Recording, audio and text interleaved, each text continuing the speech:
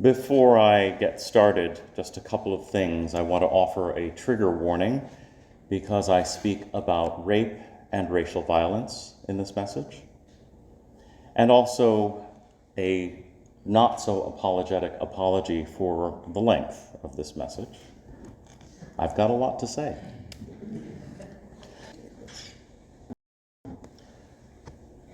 Your body, my choice. This is the new taunt that has been picked up by school-age boys to hurl at girls. It took exactly 24 hours from the time when right-wing provocateur Nick Fuentes started sharing his hate speech online during the election for this to become a twisted call to action for the United States of Bro-America. This is vile language. It is the bridge between words and deeds that no one needs. This is something that has been a hallmark of the election season. While many people are quick to say that the language has been and was inflammatory from both sides, I would argue that calling someone weird or a fascist is not quite the same as calling a woman the C word, or stupid, or trash, or demeaning people based on their race and gender. The call to action that we're not going back seems like a whisper next to a statement punctuated with whether you like it or not. In case you don't get it, I will make it plain. These words, your body, my choice, describe the intention to rape. They are given the excuse of boys will be boys, and they have traction because they speak from an ethos that has plagued this nation from the beginning. Your body, my choice, was first carried out by European settlers who infected native people with diseases, crushed infants for sport, raped indigenous women for pleasure, and killed warriors to lay claim to their land. The European founders of our country then built an economic nation on your body, my choice, with a slave industry and a careless and violent siring of disposable mulatto class.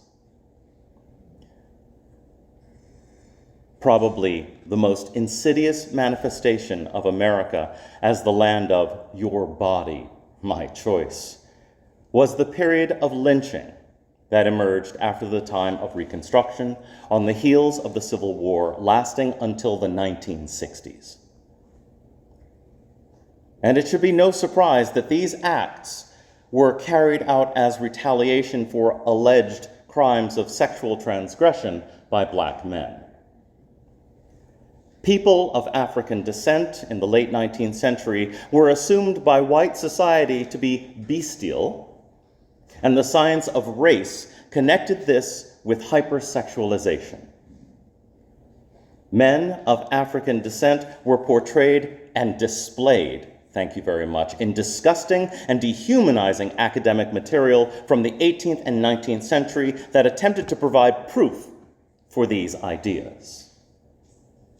As a result, lynching and science joined forces in the white imagination to create black sexual monsters.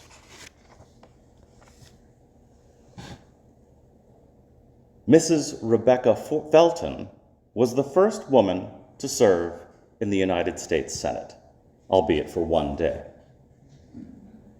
Regardless, she was the most highly respected woman of her era from Atlanta, Georgia, and was regarded as a pioneer in the women's suffrage and temperance movements nationwide. Here are her words from the Weekly Star, Wilmington, North Carolina, August 11th, 1898. When there is not enough religion in the pulpit to organize a crusade against sin, or justice in the courthouse to promptly punish crime, nor manhood enough in the nation to put a sheltering arm about innocence and virtue, if it needs lynching to protect women's dearest possession from ravening, drunken human beasts, then I say lynch 1,000 a week if necessary.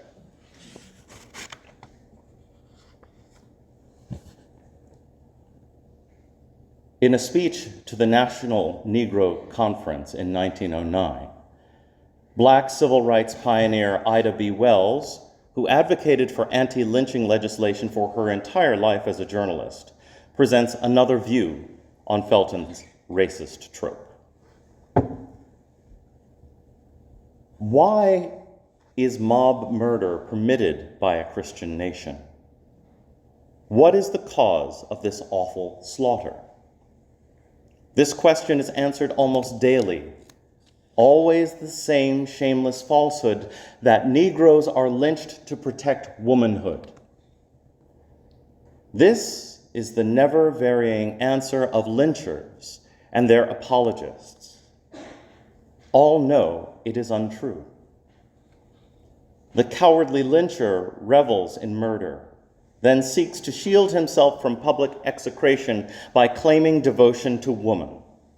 But truth is mighty, and the lynching record discloses the hypocrisy of the lyncher as well as his crime.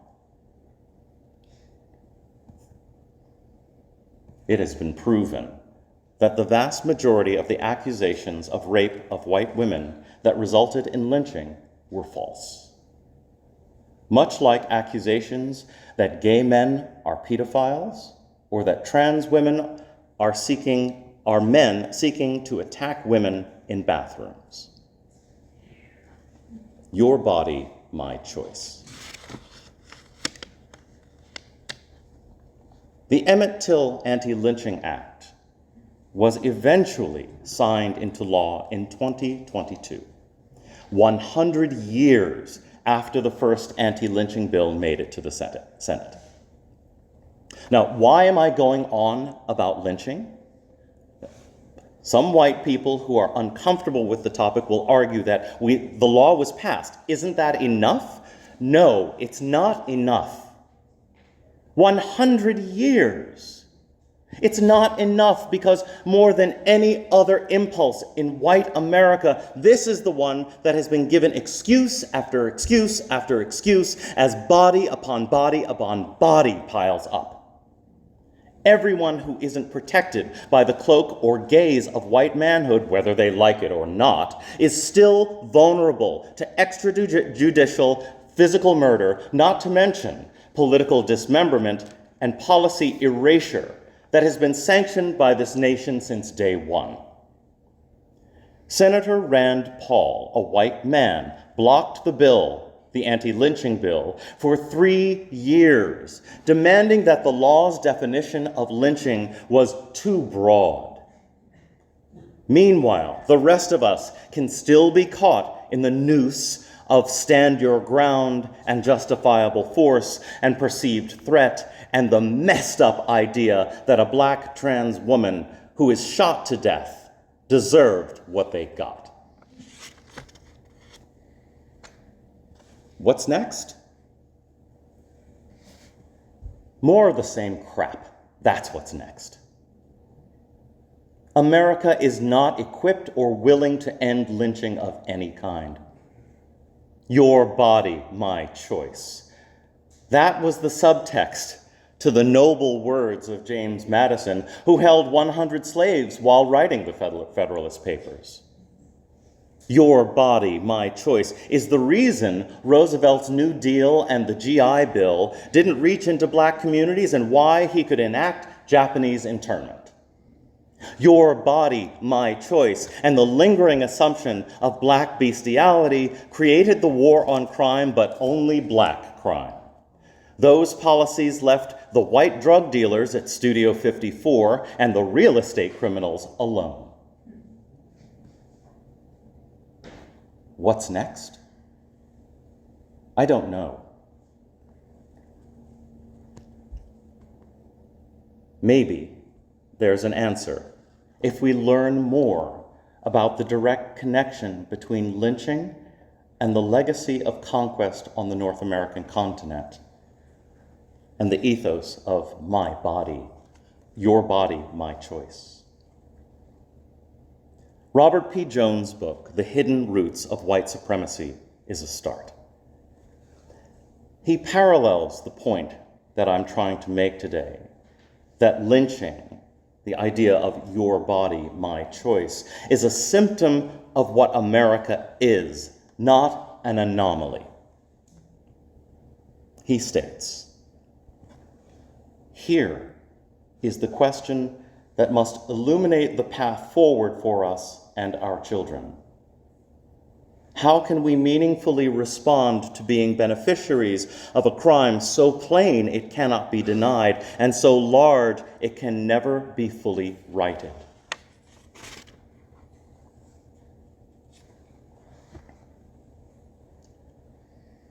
Jones' words make the following quotes even more disturbing. "I want to hate these muggers and murderers. They should be forced to suffer, and when they kill, they should be executed for their crimes. They must serve as examples so that others will think long and hard before committing a crime or an act of violence. Send a message loud and clear to those who would murder our citizens and terrorize New York. Bring back the death penalty and bring back our police." The words of Donald Trump on May 1st, 1989, in the New York Daily News, a full-page ad calling for capital punishment for the accused and eventually exonerated Central Park Five. Another quote. "So we have hundreds of thousands of people flowing in from Haiti. Haiti has a tremendous AIDS problem.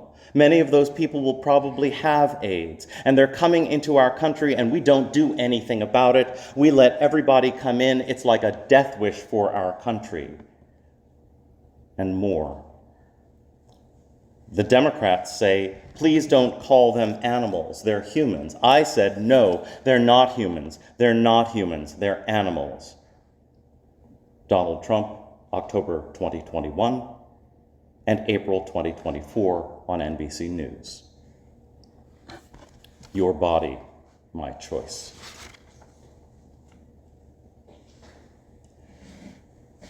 It is fitting that I can respond to these statements with the words of Vice President, then Senator, Kamala Harris, in her 2020 emphatic resistance to Senator Rand Paul's amendment of the anti-lynching bill. She says, "Our bill is an opportunity to right a wrong and an opportunity for a reckoning in federal law. We cannot pretend that lynchings are a thing of the past. Ahmaud Arbery was a victim of a modern-day lynching. He was murdered on February 23rd, 2020, just 3 months ago." She continues, "Ida B. Wells once said," and she quotes, "Our country's national crime is lynching.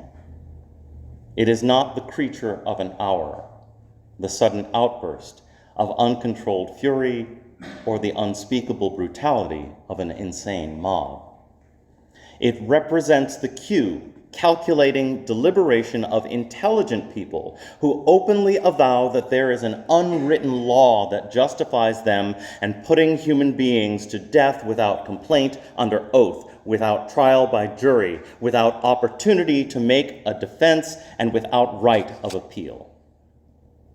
Our country has waited too long for a reckoning on this issue of lynching. Your body, my choice." What's next? Oh, I don't know. But my hope, as someone whose professional life has been devoted to embodiment, is that we can change the script. We could reject the United States Constitution as a religious doctrine and embrace it instead as the guidebook it was written to be. We could recognize our national crisis of embodiment for a privileged few and bring together a new constitutional Congress with multiracial, multi-gender, multi-economic, multi-ability representation to write a superseding set of governing instructions for an American body that James Madison could never have conceived of. Change is possible.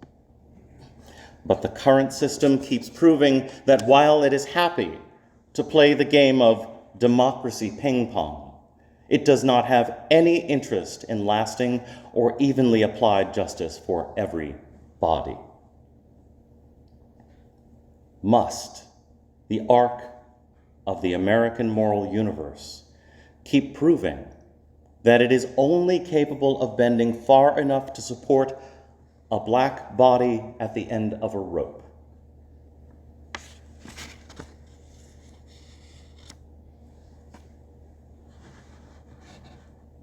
My body is not your choice, America. May we do more than just tolerate each other. May we join in the chorus of voices shouting, "My body, my choice." For every woman when she says, "My body, my choice." For every black person lynched where justice was denied, "My body, my choice." For every person with a disability or neurodivergence, "My body, my choice." For every trans and non-binary person, "My body, my choice." May we reveal what is next by reminding the world that our bodies are our choice, now and forever. Amen.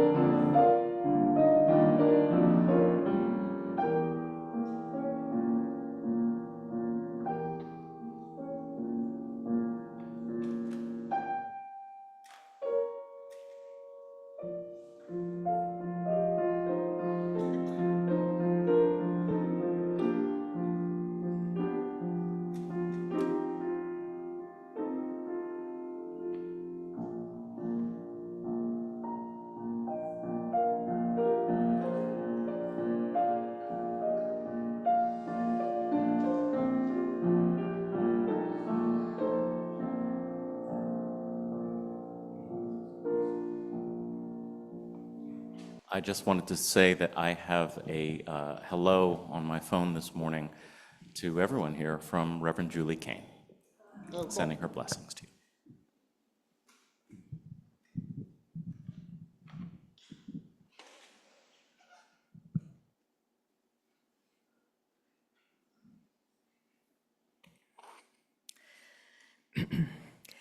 Now let us join in a moment of silence to honor those spoken joys and concerns, along with all the joys and concerns that remain silent within our hearts this morning.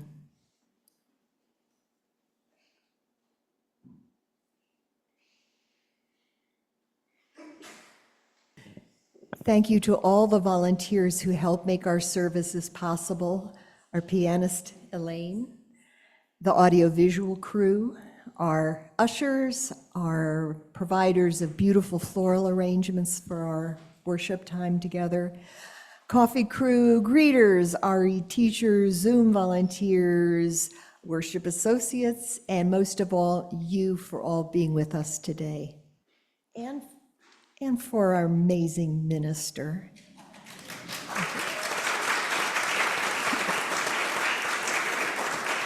We thank you profoundly, Adam, but I didn't include you because you're not a volunteer. And now I'd like to invite you all to rise in body or in spirit to sing our closing hymn, I Know I Can. It's in the Teal hymnal.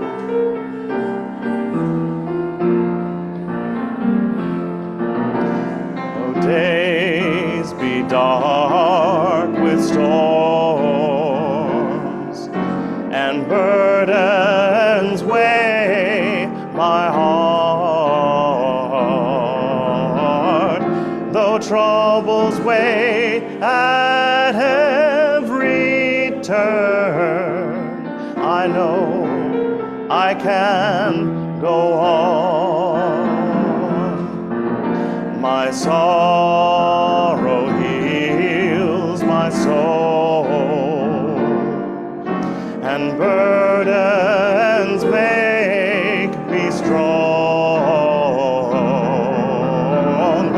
Though troubles wait at every turn, I know I can go on.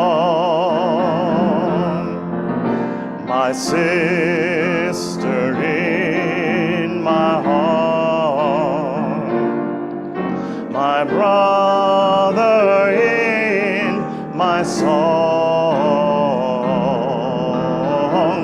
though troubles wait at every turn, I know I can go on. And though the journey is long, the destination is near. Though troubles wait at every turn, I know I can go on. One more verse. Oh, there's one more. There's one more verse. It's the one Lisa told us about. So brothers, take my hand, and sisters, sing my song. When hope awaits at every turn, I know we will go on.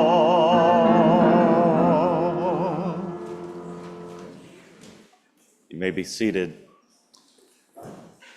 By way of benediction, I also want to refer to this last verse. That's why I needed it.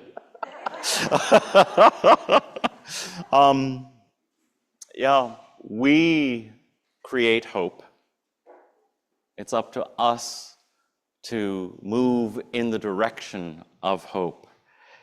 And wherever we turn, however we turn, we know we will go on.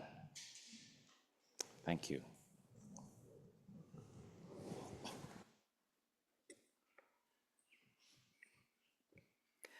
And now, as Reverend Henry Tickner comes forward, let us all say together the words for extinguishing our chalice.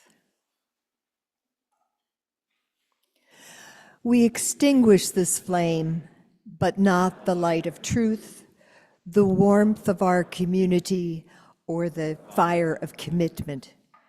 These we carry in our hearts until we meet again. And please remain seated for a brief postlude from Elaine.